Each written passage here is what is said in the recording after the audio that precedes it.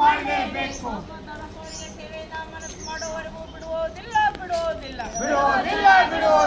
15 ವರ್ಷದಿಂದ ಕೆಲಸ ಮಾಡಿರ್ತಕ್ಕಂಥವ್ರೆ ಪುನಃ ಕೆಲಸಕ್ಕೆ ತಗೊಳ್ಳೇಬೇಕು. 15 ವರ್ಷ ದುಡಿಸಿಕೊಂಡು ಕೈ ಬಿಟ್ಟಿರ್ತಕ್ಕಂಥ ಜಿಲ್ಲಾಡಳಿತ ಸಾಮಾನ್ಯ ವೇತನ ಜಾರಿ ಮಾಡಲೇಬೇಕು. ಬೇಕೇ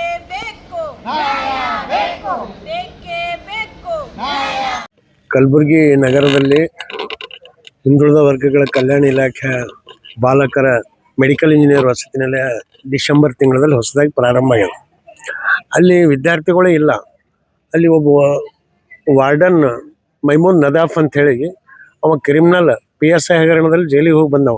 ಅವ ಸಸ್ಪೆಂಡೇ ಇದ್ದ. ಅಂಥವನಿಗೆ ಅದು ಹೊಸ ಹಾಸ್ಟೆಲ್ ಚಾರ್ಜ್ ಕೊಟ್ಟರು.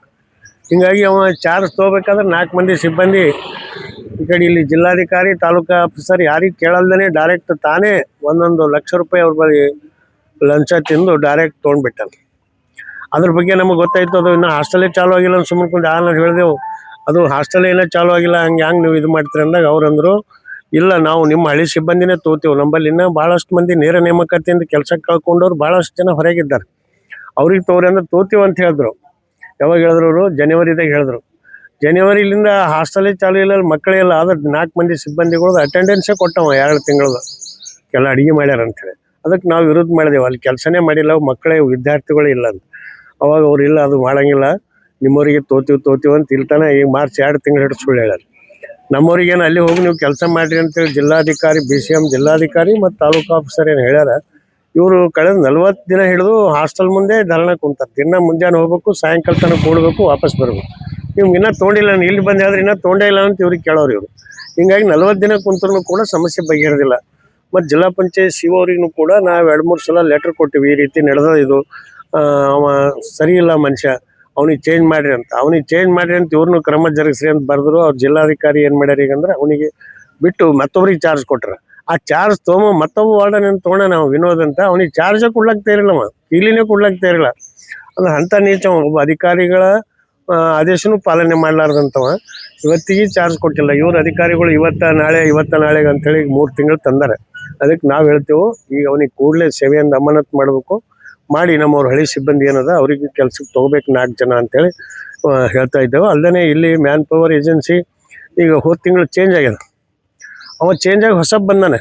ಆ ಹೊಸವ ಬಂದವನು ಎಲ್ಲರದು 1000, 1500 ರೂಪಾಯಿ, 1200 ರೂಪಾಯಿ ಮನ್ಸು ಬಂದಂಗೆ ಸ್ಯಾಲ್ರಿ ಕಮ್ಮಿ ಹಾಕ್ಬಿಟ್ಟಾನೆ. PF ಸ್ಯಾಲ್ರಿಯಲ್ಲಿ ಪ್ರತಿಯೊಬ್ಬರನ್ನು ಕೂಡ 1000ರಿಂದ 1500 ತನಕ ಕೂಡ ಹಣ ಹೊಡೆದ್ಬಿಟ್ಟಾನೆ.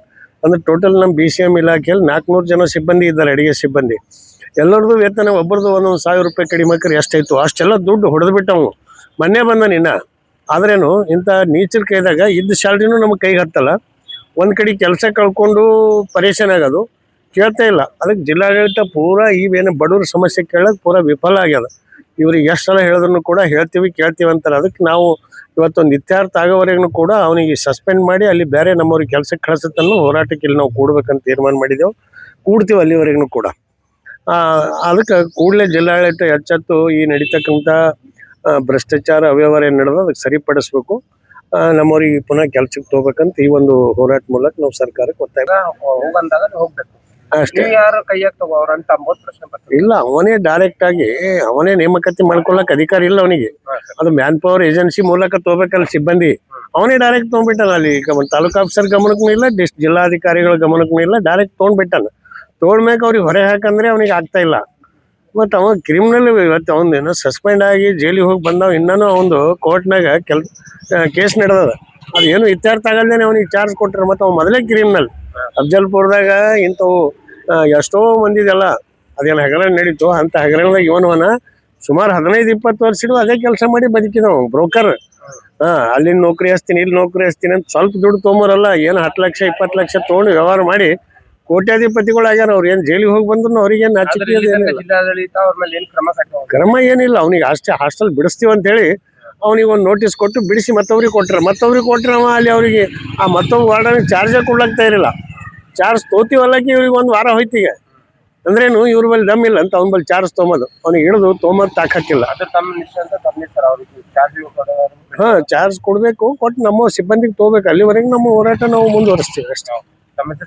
ನನ್ನ ಹೆಸರು ಭೀಮಶೆಟ್ಟಿ ಎಂಪಳ್ಳಿ ಅಂತೇಳಿ, ಹೊರಗುತ್ತಿಗೆ ನೌಕರರ ಸಂಘದ ರಾಜ್ಯಾಧ್ಯಕ್ಷ.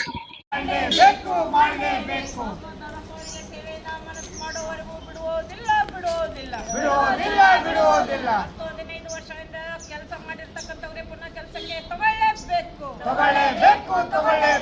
15 ವರ್ಷ ದುಡಿಸಿಕೊಂಡು ಕೈ ಬಿಟ್ಟಿರ್ತಕ್ಕಂಥ ಜಿಲ್ಲಾಡಳಿತ ಸಾಮಾನ್ಯ ವೇತನ ಜಾರಿ ಮಾಡಲೇಬೇಕು.